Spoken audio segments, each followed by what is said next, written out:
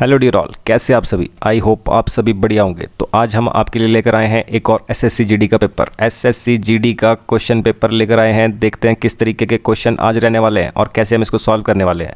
तो लास्ट तक वीडियो को जरूर देखें और इसी बात पर चैनल को लाइक शेयर सब्सक्राइब जरूर करिए। आज हम थर्ड पेपर जो है इसका डिस्कस करने जा रहे हैं। तो चलिए बढ़ते हैं बिना किसी टाइम वेस्ट किए अपने क्वेश्चन की तरफ। सबसे पहला क्वेश्चन, दो ट्रेनें विपरीत दिशा से आ रही है जी, एक 40 की स्पीड से दूसरी 50 की स्पीड से। डिस्टेंस इनके बीच का 360 किलोमीटर है। तो कितने घंटे में दोनों ट्रेनें एक दूसरे को मिलेगी। तो कंडीशन कुछ इस तरीके से, टोटल डिस्टेंस 360 का है किलोमीटर में, और एक ट्रेन इधर से आ रही है, उसकी स्पीड 40 की है। एक ट्रेन इधर से आ रही है, इसकी स्पीड जो है वो 50 की है। ठीक है जी।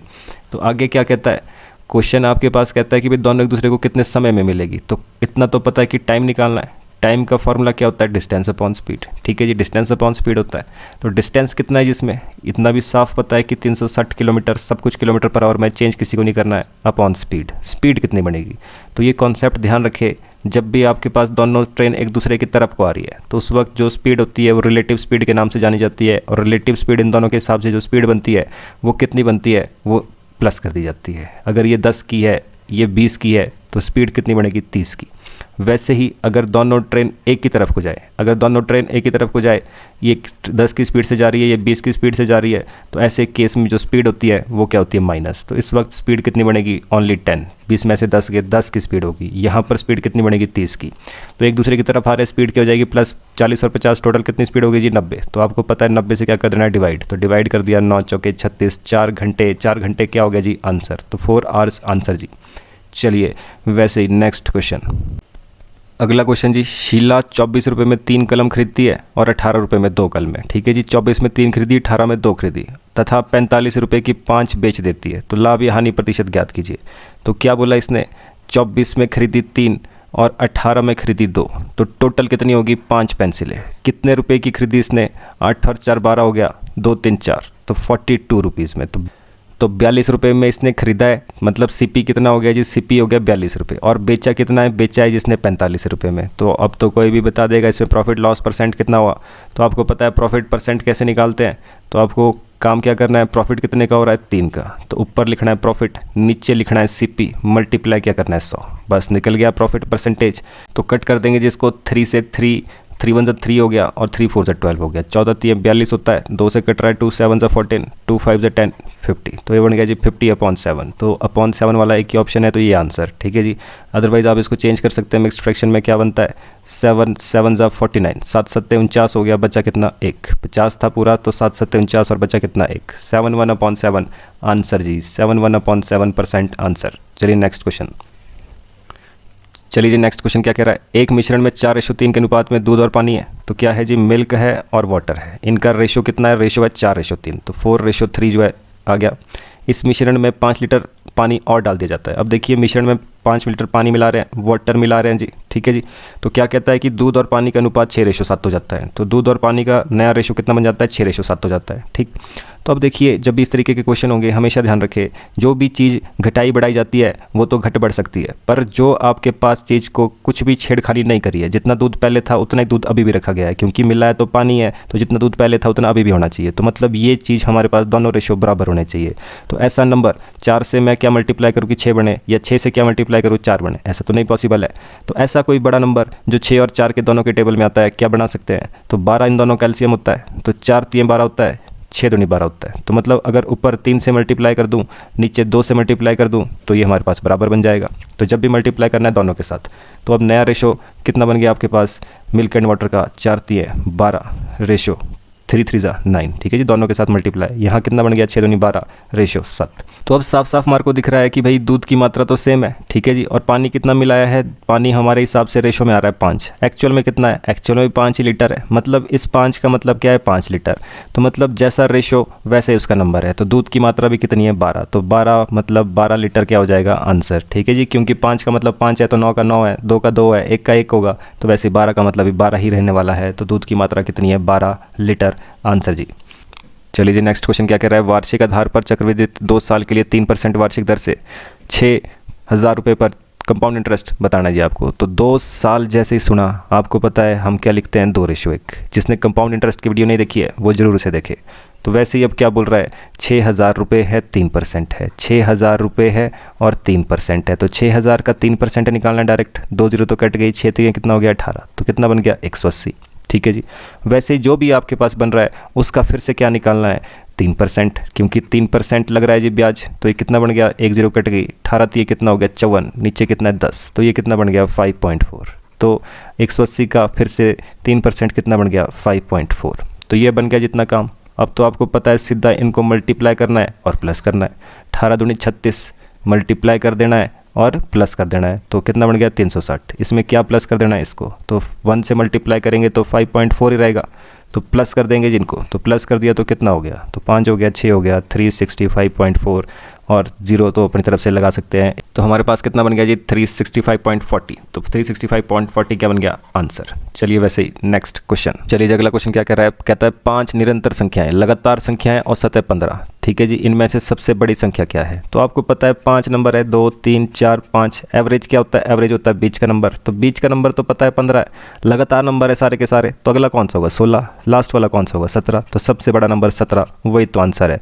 ठीक है जी। 5 लगातार नंबर में बीच वाला नंबर ही तो एवरेज होता है, वो दिया है 15। इससे पहले वाले भी निकालने होते तो 14 है, फिर 13 है, सबसे छोटा नंबर 13, सबसे बड़ा नंबर 17 है। तो कभी भी ऐसा क्वेश्चन आए तो एवरेज क्या है बीच का नंबर। तो आंसर कितना आ गया 17। नेक्स्ट क्वेश्चन जी। तो अगला क्वेश्चन, वर्ष 2012 से 2016 में कक्षा 9 के अंकों का औसत प्रतिशत क्या है। तो 2012 से 2016 का 9वीं क्लास का, तो 9th क्लास का हिसाब किताब यहाँ दिख रहा है जी। ठीक है जी। तो इसका टोटल एवरेज क्या होगा। अब देखिए एवरेज निकालने के लिए 2 तरीके हैं, या तो सबको प्लस कर दो अपॉन जितने साल है उससे डिवाइड कर दो। ठीक है जी। एवरेज निकालने का पहला तरीका तो क्या है, सबका total upon number of terms. ठीक है जी, वहाँ से भी निकल जाएगा। एक दूसरा तरीका भी होता है, उसको भी देख लेते हैं जी। तो 90 है, 70 है, 65 है, 50 है और 55 है। ठीक है जी। तो हम क्या करेंगे, डायरेक्ट निकालेंगे। हम मान लेते हैं कोई भी एक नंबर, हम मान लेते हैं एवरेज जो है सबसे इनके बीच में कोई भी नंबर आप मान सकते हैं। ठीक है जी। तो हम एवरेज इस वक्त क्या मान रहे हैं, एवरेज मान लेते हैं 65 है। ठीक है जी। अगर एवरेज 65 है तो देख लेते हैं तो ये नंबर कितना कम या ज़्यादा है। तो 65 से ये कितना ज़्यादा है, तो 65 से देखा जाए तो ये 25 ज़्यादा है। ठीक है जी। 65 से कितना ज़्यादा है, 25 का फर्क पड़ गया इसमें। ये कितना ज़्यादा है, ये तो 5 ज़्यादा है। ठीक है जी। ये कितना है, ये तो बराबर है, नो इफेक्ट। ठीक है जी। 65 ही है। ये क्या है 50 है, तो ये कितना है जी 50, तो इसमें से 15 कम है। 15 क्या है कम है, 55 क्या है 55, तो इससे 65 से जो है 10 कम है, तो ये 10 कम है। तो माइनस का कितना बन गया, ये 15 और 10 25, ये 25 से 25 तो कैंसिल हो गया जी। ठीक है जी। तो कितने का फ़र्क पड़ गया 5 का। ये ध्यान रखिए, ये 65 जो हमने माना है ये क्या माना है एवरेज। ये 5 क्या है, 5 तो नंबर है। तो अगर टोटल 5 का फ़र्क आ गया है तो एवरेज में कितने का फ़र्क आएगा। तो एवरेज कैसे निकालते हैं, जितना नंबर है उससे क्या करना होता है डिवाइड। तो कितना बन गया 1, तो 1 क्या हो जाएगा, 1 किसका बचा है प्लस का, प्लस का 1 है तो एवरेज कितनी होगी जी 66। 66 क्या हो गया जी आंसर। तो अगर किसी को समझ नहीं आया कि ये क्या काम किया इसमें, तो आप क्या कर सकते हैं, डायरेक्ट सबको प्लस करना है और डिवाइड कर देना है। 1 2 3 4 5 नंबर से इसको डिवाइड कर देंगे तो वो भी क्या निकल जाएगा एवरेज। तो अगर समझ आया तो अच्छी बात है, नहीं तो सबको प्लस करके डिवाइड कर दो, वैसे भी आप एवरेज निकाल सकते हैं जी। तो चलिए वैसे ही नेक्स्ट क्वेश्चन। अगला क्वेश्चन जी, श्वेता 30 घंटे में एक दीवार को पेंट कर सकती है, वर्क एंड टाइम का क्वेश्चन। तो श्वेता है जी कितने घंटे में, 30 घंटे में किसी दीवार को पेंट कर सकती है। जबकि अंशुल, तो अंशुल जो है वो क्या कर रहा है, वो 40 घंटे में इस दीवार को पेंट कर सकता है। तो अंशुल 40 घंटे में दीवार को पेंट कर सकता है। ठीक है जी। तो आगे क्या कहता है, यदि वे एक साथ पेंट करते हैं और 14,000 रुपये का भुगतान प्राप्त करते हैं, तो मतलब उनको मिला है टोटल 14,000 रुपये। तो अंशुल का हिस्सा बताना है जी। तो अंशुल का हिस्सा कितना होगा ये आपने बताना है। तो हिस्सा किस चीज़ का मिलता है, तो ध्यान रखिए हिस्सा किस चीज़ का मिलता है, हिस्सा उसका मिलेगा जो काम किया होगा। तो जो जितना काम करेगा उतना उसका हिस्सा बनता है, जितना काम उसने किया होगा उसी के पैसे उसको मिलते हैं। अगर किसी ने आधे दिन काम किया है तो आधे दिन के पैसे मिलेंगे, पूरे दिन काम किया तो पूरे दिन का पैसा मिलेगा। अगर कोई 10 कुर्सी बनाता है तो उसको 10 का पैसा मिलेगा, कोई 5 बनाता है तो उसको 5 का ही मिलेगा। तो अब देखते हैं। तो सबसे पहला काम तो होता है टोटल वर्क। टोटल वर्क कितना बनेगा, इन कैल्शियम कितना हो गया 120, 3 चौके 12 होता है, वैसे 4 3 12 होता है। ठीक है जी। तो मतलब जो श्वेता है ये 4 कुर्सियाँ बना सकती है, जो ये अंशुल है ये 3 कुर्सी बना सकता है। तो टोटल कितनी बन रही है जी 7 कुर्सी, टोटल है 7। हिस्सा किसका निकालना है, अंशुल का। तो अंशुल का हिस्सा कितना बनेगा, टोटल 7 में से इसका 3 हिस्सा है जी। ठीक है जी। टोटल 7 में से इसका 3 हिस्सा है, तो ये बन गया।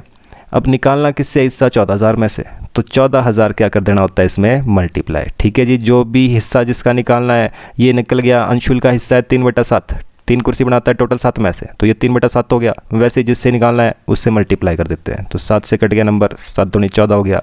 ठीक है जी, तो 3 दूनी 6 हो गया, तो कितना बन गया 6,000 रुपये आंसर जी। 6,000 रुपये जो है अंशुल का हिस्सा, और जो बच गया वो किसका है, श्वेता का। तो बचा कितना है 8,000, तो 8,000 किसका है, श्वेता का जी। तो चलिए वैसे ही नेक्स्ट क्वेश्चन। अगला क्वेश्चन जी, संजय और सौम्या एक साथ 9 दिनों में काम पूरा कर सकते हैं। तो कौन है, एक संजय है और एक सौम्या है। ठीक है जी, तो एक सौम्या है, तो ये क्या कर सकते हैं, इकट्ठे मिलकर किसी काम को 9 दिन में कर सकते हैं। वैसे ही संजय जो है 15 दिनों में काम कर सकता है। जो ये संजय है, संजय क्या कर सकता है, इसी काम को 15 दिन में कर सकता है। ठीक है जी, तो काम हो गया हमारे पास। तो आगे क्या कहता है, वही काम सौम्या स्वयं कितने दिनों में करेगी, तो सौम्या का बताना है। तो सबसे पहले तो टोटल वर्क 15 और 9 का एलसीएम कितना हो जाएगा, 45। 9 पंजे 45 हो गया, वैसे ही 15 3 45 हो गया। ठीक है जी, तो अब किसने काम करना है, ये देखिए अब क्या हो रहा है, 2 लोग मिलके काम कर रहे हैं तो 5 कुर्सी बन रही है। संजय अकेला काम कर रहा है तो 3 कुर्सी बन रही है। तो अगर 3 कुर्सी संजय बना रहा है तो सौम्या कितनी बना रही होगी, ऑब्वियस सी बात है 2। तो सौम्या की कैपेसिटी कितनी है, 2 की कैपेसिटी है। तो जिससे भी काम कराना है आपको पता है उससे क्या करना है, डिवाइड। तो डिवाइड कर देंगे 45 को 2 से, तो कितना बन गया 45 का आधा। तो 45 का आधा कितना हो जाता है 22.5, 22.5। तो 22.5 जो है क्या बन जाएगा आंसर। ठीक है जी, 22.5 आंसर जी। चलिए वैसे ही नेक्स्ट क्वेश्चन, XYZ के बीच में 4600 रुपये की राशि इस अनुपात में वितरित की गई, तो Y का हिस्सा। फिर से हिस्से वाला क्वेश्चन। तो पहली बात तो ये है रेशियो, हमारे को ऐसे नहीं चाहिए होते, सीधी लाइन में चाहिए होता है सिंगल। तो X Y और Z है जी, तो इनका हिस्सा कितना है 1/2, 2/3 और 3/4 है जी। ठीक है जी, तो ये रेशियो दिया है इसका। तो सबसे पहली बात तो ये रेशियो हमारे को इस तरह से नहीं चाहिए होते। रेशियो कैसे चाहिए होते, सिंगल लाइन में। तो सिंगल लाइन में लाने के लिए क्या करते हैं, जो भी नंबर नीचे लिखे गए हैं उसका एलसीएम। तो 4 3 और 2 का एलसीएम, 2 और 4 का एलसीएम तो 4 ही होता है, 4 3 का एलसीएम 12 होता है। तो 12 आ गया जी एलसीएम। तो जो भी एलसीएम होता है वो इन सब से मल्टीप्लाई करना है, सब से मल्टीप्लाई करना है। उससे क्या होगा, उससे नीचे वाला नंबर कट जाएगा। 2 6 12, तो 6 1 6 हो गया। ठीक है जी, 3 4 12, तो 4 2 8 हो गया। वैसे ही 4 3 12, तो 3 3 9 हो गया। तो ये बन गया जी रेशियो हमारे पास 6 8 और 9। ठीक है जी, 6 8 और 9। तो अब क्या बोल रहा है, हिस्सा निकालना है। तो आप पहले की तरह हिस्सा निकाल सकते हैं जैसे पहले निकाला था। तो Y का हिस्सा है कितना है 8, कितने में से टोटल कितना है 8 6 14, 14 और 9 कितना हो गया जी 23। तो 8 हिस्सा है कितने में से 23 में से। तो निकालना किसका हिस्सा है वो मल्टीप्लाई कर देना है। तो कितना मल्टीप्लाई करना है 4600। तो 4600 मल्टीप्लाई कर देंगे, कट जाएगा नंबर। 23 दूनी 46 होता है, कितना बन गया 8 दूनी 1600। तो 1600 क्या बन गया जी आंसर। तो 1600 आंसर है जी Y का हिस्सा। नेक्स्ट क्वेश्चन, अगला क्वेश्चन जी। अगला क्वेश्चन कहता है सबसे बड़ी संख्या निम्न में से कौन सी है जो इनसे विभाजित करने पर शेषफल 2 8 11 बचे। तो अब देखिए इस तरह का एक बहुत लंबा चौड़ा पैटर्न है, बहुत ही अच्छे क्वेश्चन जो है इस तरीके से लिए जाते हैं। तो हम सीधा डायरेक्ट अभी क्वेश्चन करेंगे, बाकी जब आपकी क्लासेस होगी तो उसमें आपको ये चीज़ें बताई जाएगी। तो चलिए जी, तो अब देखिए काम क्या करना है। सबसे पहला काम, जो भी रिमाइंडर मांग रहा है, इन सबसे अलग अलग रिमाइंडर मांग रहा है, तो जो भी नंबर मांग रहा है उसका क्या कर देना है, उसको माइनस कर दो जी। जो भी रिमाइंडर मांग रहा है वो माइनस कर दो इनसे। तो 146 से रिमाइंडर कितना मांग रहा है 2, तो माइनस कर देंगे, कितना बन गया 144। वैसे ही 248 से रिमाइंडर कितना मांग रहा है 8, तो माइनस कर देंगे इसमें से, तो कितना बन गया 240। वैसे ही नेक्स्ट क्या है 611, 611 से रिमाइंडर कितना मांग रहा है 11, तो 11 हिस्से माइनस कर दो, कितना आ गया जी 600। अब जो भी ये बना है, अब देखिए हमारे पास क्या है, हमारे को बोल रहा है कि सबसे बड़ी संख्या कौन सी है। तो ध्यान रखें, बड़ी संख्या मतलब HCF होता है। तो HCF कौन सा होता है, ठीक है जी। तो HCF क्या है जी इनका, तो 144, 240 और 600 का HCF। तो डायरेक्ट HCF कैसे निकालते हैं जी। तो अब देखिए ऐसा कोई नंबर जिनसे सारे डिवाइड हो रहे हैं, बड़े से बड़ा नंबर आप कर सकते हैं जी। तो 12 है, ठीक है जी। 12 से 144 होता है, 12 दूनी 24 होता है, 12 पंजे 60 होता है। तो ये बन गया जी। और किसी से जा रहा है, फिर से 2 से जा रहा है, तो 2 से जा रहा है तो कितना बन गया 2 6 12, 2 10 2 25। अब तो ये किसी एक नंबर से तीनों के तीनों नहीं जा रहे हैं, तो कितना बन गया जी 12 दूनी 24। तो HCF कितना बन गया, HCF बन गया जी 24। और यही वो बड़ा से बड़ा नंबर है जो इनको डिवाइड करेगा। तो रिमाइंडर हमेशा 2 8 और 11 आएगा। इसको डिवाइड करेगा तो 2 इसको 8, तो इसको 11। तो ध्यान रखें। और चलिए वैसे ही नेक्स्ट क्वेश्चन। तो चलिए अगला क्वेश्चन क्या कह रहा है, 2 ट्रेनों की गति का अनुपात 3:4 है। तो स्पीड का जो रेशियो है वो कितना है 3:4 है। 2 ट्रेन की स्पीड का रेशियो 3:4 है। यदि दूसरी ट्रेन 5 घंटे में 800 किलोमीटर, तो 5 घंटे में कितना है जी 800 किलोमीटर। तो 800 किलोमीटर की बात कर रहा है, ठीक है जी, कि दूरी तय कर सकती है, तो पहली ट्रेन की स्पीड बताइए। तो दूसरी ट्रेन का हिसाब किताब इसने दिया और पहली ट्रेन की स्पीड मांग रहा है जी। तो अब देखिए ये क्या है टाइम, ये क्या है डिस्टेंस। तो टाइम और डिस्टेंस पता है तो क्या निकल सकता है यहाँ से, स्पीड ही निकलेगी। तो स्पीड क्या होता है, डिस्टेंस अपॉन टाइम। तो डिस्टेंस अपॉन टाइम तो हम देख रहे हैं 5 एकम 5 हो गया, 5 एक 30 हो गया 160। तो ये क्या है जी, ये तो निकली स्पीड किसकी, दूसरी ट्रेन की। जब दूसरे का हिसाब दिया है तो दूसरे की स्पीड निकलेगी। तो हमारे पास तो स्पीड का रेशो 4 है, जबकि एक्चुअल में स्पीड कितनी बन रही है 160। तो रेशो में 4, एक्चुअल में 160। तो दूसरे की स्पीड कितनी है 4 की, एक्चुअल में 160 की। तो 4 का मतलब अगर 160 है तो इस 3 का मतलब क्या है, यही तो स्पीड है पहली ट्रेन की जो मांग रहा है। तो 4 से कट गया, 4 चौके 16 हो गया, 4 से कितना हो गया 12, तो 120 किलोमीटर पर आवर। क्या बन गया जी आंसर, क्या बन गया जी आंसर। नेक्स्ट क्वेश्चन, चलिए जी नेक्स्ट क्वेश्चन आपके पास सिंप्लीफिकेशन का है। तो सिंप्लीफिकेशन में आपको पता है सबसे पहले क्या करना है, तो सबसे पहले ब्रैकेट सॉल्व कर लेते सॉल्व। तो ये कितना हो गया, 15 छके 90, 2 3 6। तो 6 से डिवाइड करेंगे अब, ठीक है जी, ब्रैकेट सॉल्व हो गया तो डिवाइड की बारी। तो 6 से डिवाइड करेंगे तो 15 छके 90, फिर से 15 आ गया, यहाँ तक तो 15 ही है। आगे क्या है, 15 बन गया है, माइनस है 2 का स्क्वायर कितना हो गया 4, प्लस कितना है, प्लस है 3। तो कितना बन गया जी, ये 4 3 कितना बन गया, 4 में से 3 गया तो 1 बच गया जी, 15 में से गया कितना बन गया जी 14। तो 14 क्या हो गया आंसर, ठीक है जी, 14 क्या हो गया आंसर। अगला क्वेश्चन जी, एक व्यापारी ने 18,800 रुपये में एक मशीन बेची, 6% का नुकसान हो गया, तो मशीन की लागत मूल्य क्या है। तो अगर बेचने पर 6% का नुकसान हुआ तो कितने में बेची होगी, 100% वैल्यू होती है। तो अगर 6% का नुकसान हो गया तो कितने बेची होगी, ऑब्वियस सी बात है 94% में। और बेची कितने में, एक्चुअल पता है हमारे को, एक्चुअल में बेची है 18,800 रुपये की। तो हमें इतना पता है कि भाई परसेंटेज में पता है 94%, एक्चुअल में है 18,800। ओरिजिनल कीमत निकालनी है तो ओरिजिनल परसेंटेज में कितना होता है हमेशा 100%, ठीक है जी। एसपी दी है, सीपी निकालनी है, सीपी कितना होता है 100% हमेशा। तो अब कट कर लेते हैं इसको।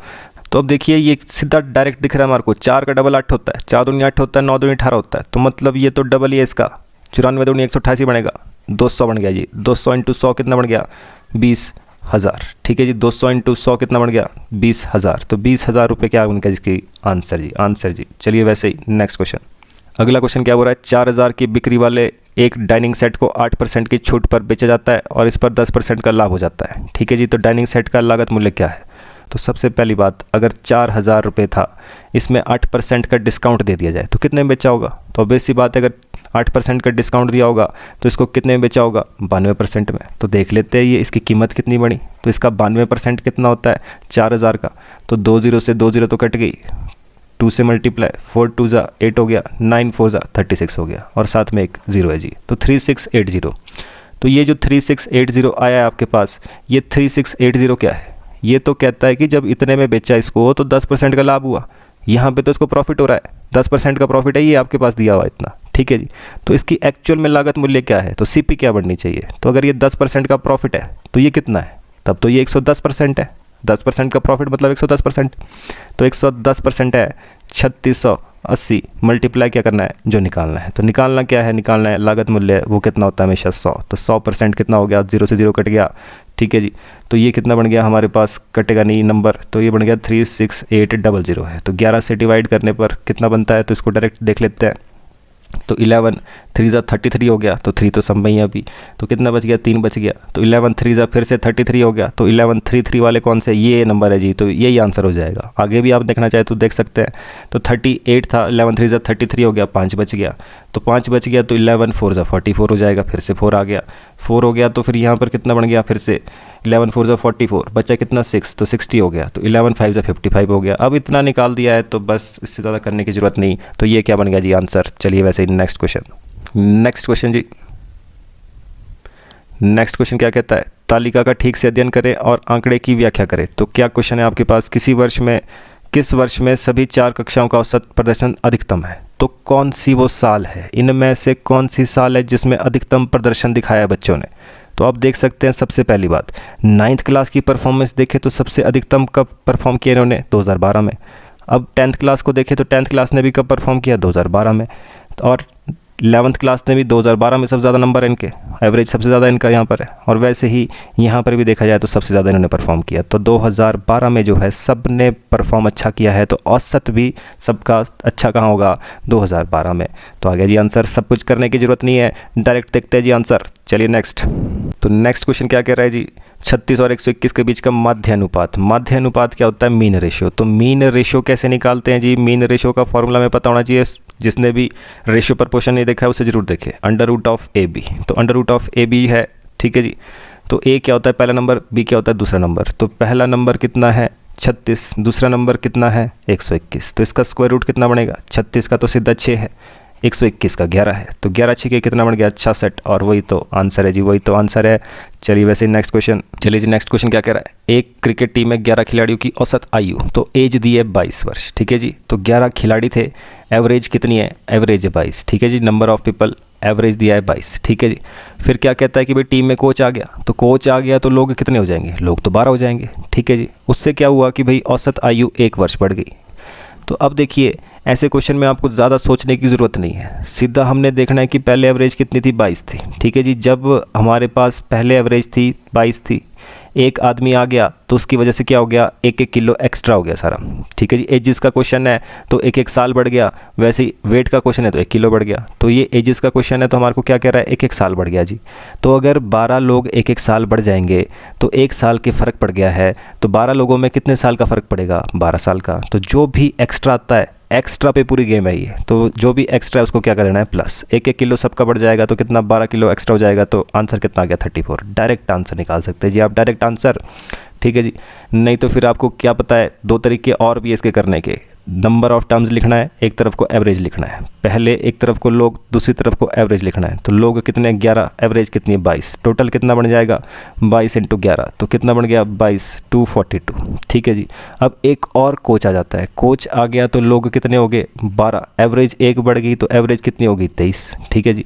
तो अब आपको पता है कि भाई फिर से काम क्या करना है, इनको मल्टीप्लाई, 12 लोगों का हिसाब, तो 23 को 12 से मल्टीप्लाई करने पर 3 × 6 2 × 4 हो गया, 1 से मल्टीप्लाई करेंगे तो 23 ही आएगा, तो कितना बन गया 276।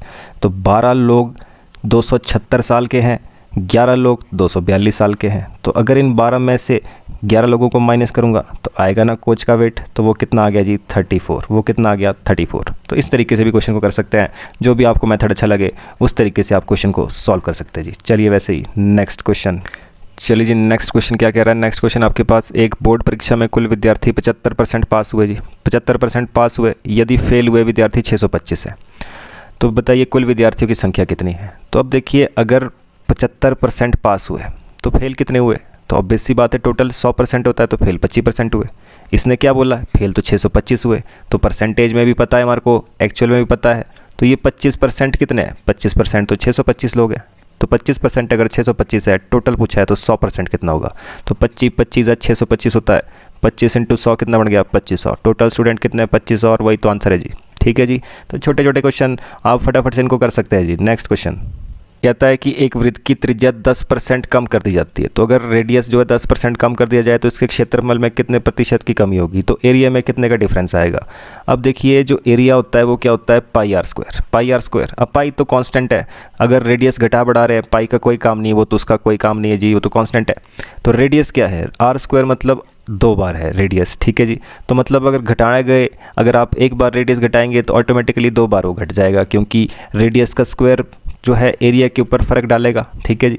तो अब देखिए आपके पास क्या है, मान लेते हैं पहले आपके पास कितना था क्षेत्रफल 100 था, ठीक है जी। परसेंटेज की जहाँ भी बात आएगी 100 मान के चलेंगे, तो अगर एक बार 10% कम हो जाएगा तो 10% कम हुआ तो कितना बढ़ गया 90%, ठीक है जी। अब फिर से बोल रहा है कि क्योंकि आपके पास 2 रेडियस है, 2 बार आएगा रेडियस, तो क्या करना है 10% फिर से कम, तो 2 बार घटाना है इसमें से 10%, तो कितना बढ़ गया जी, इफेक्ट कितना पड़ गया आपके पास। तो आप देख रहे हैं 1 2 3 4, 4 0 से 4 0 कैंसिल, तो 9 9 कितना हो गया 81। पहले कितना था क्षेत्रफल 100 था, अब कितना हो गया, अब 81 हो गया, तो कितने का फ़र्क आ गया, तो आपको पता है 19% डिक्रीज़ कर गया जी, 19% क्या कर गया, डिक्रीज़ कर गया, वही तो आंसर है जी। चलिए नेक्स्ट क्वेश्चन, अगला क्वेश्चन क्या कह रहा है जी। तो अगला क्वेश्चन फिर से लास्ट में देखते हैं सीधा, सभी 5 वर्षों के लिए किस कक्षा का औसत प्रदर्शन सबसे कम है। तो पहले हमने ज़्यादा का देखा था, तो ज़्यादा तो 2012 का था, अब देखते हैं सबसे कम जो है क्लास का पूछ रहा है इस बार, तो कौन सी क्लास का प्रदर्शन सबसे कम है। तो 2012 में देखें तो कौन सी क्लास का सबसे प्रदर्शन कम है, तो आपको दिख रहा है कि इस क्लास का सबसे प्रदर्शन कम है। 2013 में कौन सी क्लास का है, 2013 में भी यही प्रदर्शन सबसे कम है। 2014 में कौन सा है, अब देख रहे हैं वैसे तो ये है, पर थोड़ा थोड़ा ही फ़र्क है, वैसे तो ये भी आपके पास बहुत कम है, ठीक है जी। तो इसमें बिल्कुल 1 नंबर का फ़र्क है, बाकी यहाँ तो ज़्यादा नंबरों का फ़र्क है।